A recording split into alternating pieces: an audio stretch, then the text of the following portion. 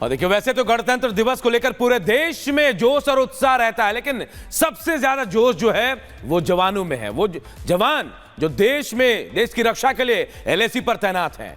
Republic Bharat के एक exclusive report आपको दिखाते हैं और बताते हैं कि जवान जो सुरक्षा में तैनात है बॉर्डर पर, वो कैसे जोश में है।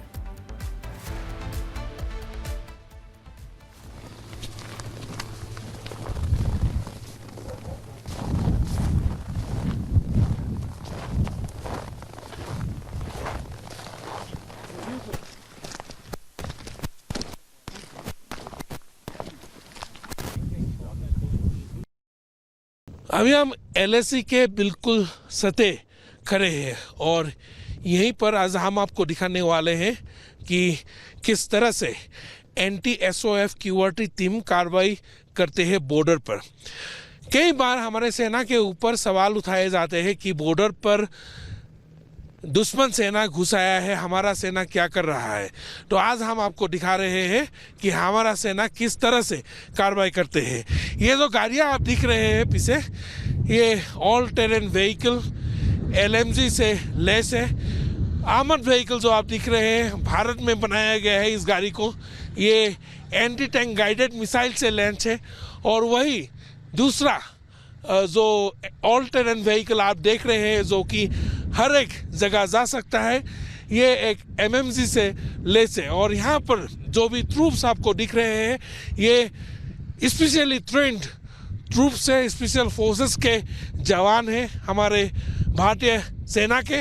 और उनको अभी खबर मिली है कि दुश्मन सेना के स्पेशल ऑपरेशन फोर्स ने लैंडिंग की है भारत के सीमा के बिल्कुल सते, और वो अब कार्रवाई करने के लिए आगे बढ़ रहे हैं।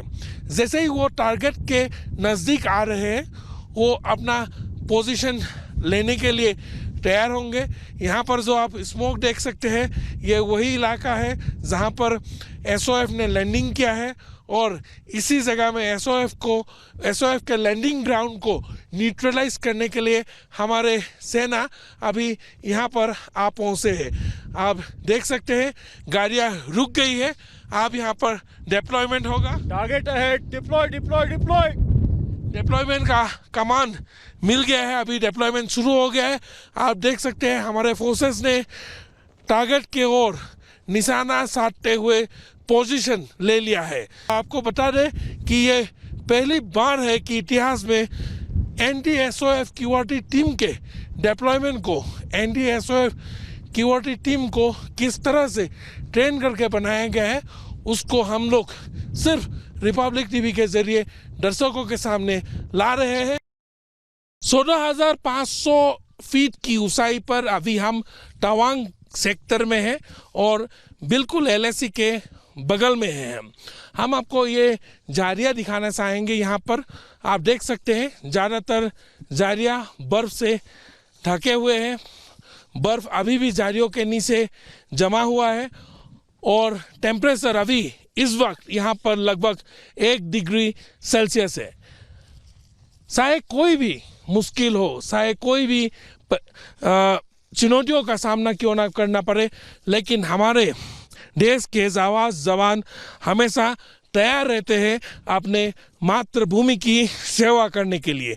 और यहाँ पर आप देख सकते हैं कि किस तरह से एक लॉन्ग रेंज पेट्रोल यहाँ पर निकाली गई है। ये लॉन्ग रेंज पेट्रोल बहुत ही खास होता है, खास तौर पे बॉर्डर इलाके में, क्यों एलएसी बहुत ही सेंसिटिव है और अक्सर यहाँ पर स्टैंड ऑफ की घटनाएं होती रहती है, जहाँ पीएलए और इंडियन आर्मी आमने सामने आ जाते हैं।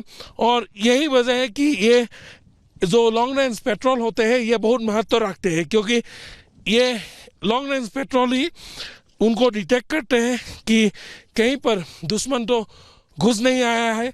मुश्किल चाहे कोई भी हो, चुनौतियों चाहे कोई भी हो, हमारे जवान कभी पीछे नहीं हटते हैं। इनके लिए नेशन फर्स्ट है ऑलवेज, और हम उनके इसी जज्बे को सैल्यूट करने के लिए आप पहुंचे हैं तवांग। तो चाहे बॉर्डर हो या पहाड़ से लेकर मैदान हो, गणतंत्र दिवस का जश्न मनाने के लिए तैयारियां पूरी हैं। अब आगे बढ़ते हैं, बात दिल्ली के विधानसभा चुनावों की कर लेते हैं, क्योंकि दिल्ली विधानसभा चुनावों में अब एक नई पार्टी की एंट्री हो गई है। जी हां, इस पार्टी का नाम है AIMIM। AIMIM के चुनावी मैदान में आने से अब अरविंद केजरीवाल की टेंशन बढ़ गई है, क्योंकि जाहिर सी बात है असदुद्दीन ओवैसी की पार्टी जब चुनावी मैदान में है तो वो किस तरीके से मुस्लिम वोट बैंक को काटने का काम करेगी, और एम फैक्टर अब और भी ज्यादा मजबूती से देखने को मिलेगा। वो इस रिपोर्ट के जरिए समझिए।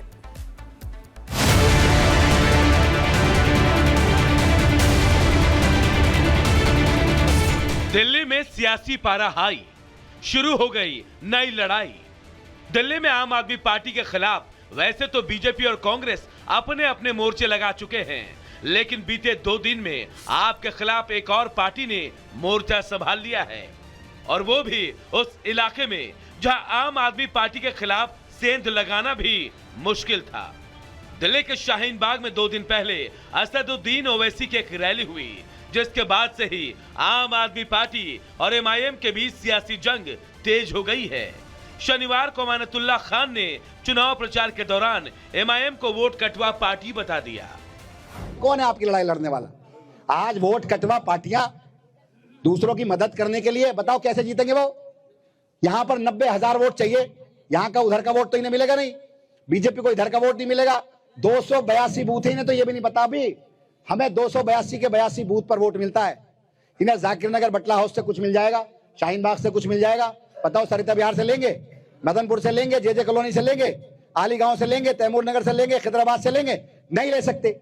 यहां से 90,000 वोट ले लेंगे ये, इस माहौल में नहीं ले सकते ना, तो फिर इनको वोट देने का मतलब वोट खराब करना।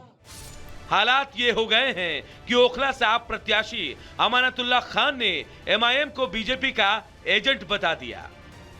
आपके बीच के बहुत सारे लोग बीजेपी ने खरीद लिए, जो इनके लिए बात करेंगे, रातों रात खरीदे जाएंगे आपके लोग, हर हालत में आपकी वोट सीट को हराया जाएगा।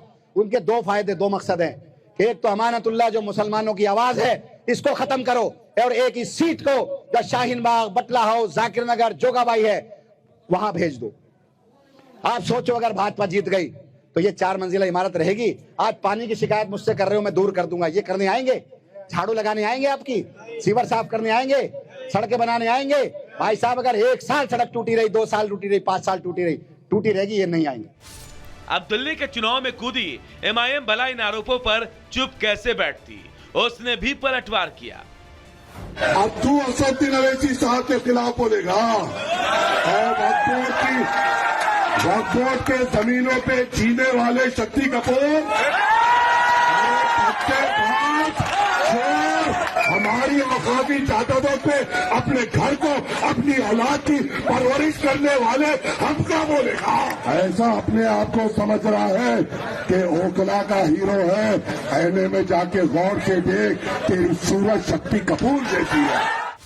दिल्ली में अमानतुल्लाह खान की बौखलाहट की एक तस्वीर आपने रिपब्लिक भारत पर देखी ही होगी, जब रिपोर्टर के सवालों का जवाब ना दे पाने पर वो एक जिम्मेदार पत्रकार को मारने की धमकी देते हैं। भाई हमारे से इतना मारूंगा चला जाए, चल ठीक है भाई हमारे से इतना मारूंगा चला जाए, चल ठीक है।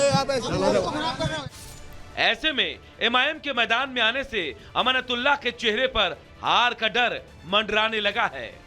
ऐसे में वो अपने प्रतिद्वंदी को बीजेपी का एजेंट बताने से भी बाज नहीं आ रहे। Bureau report, Republic Bharat.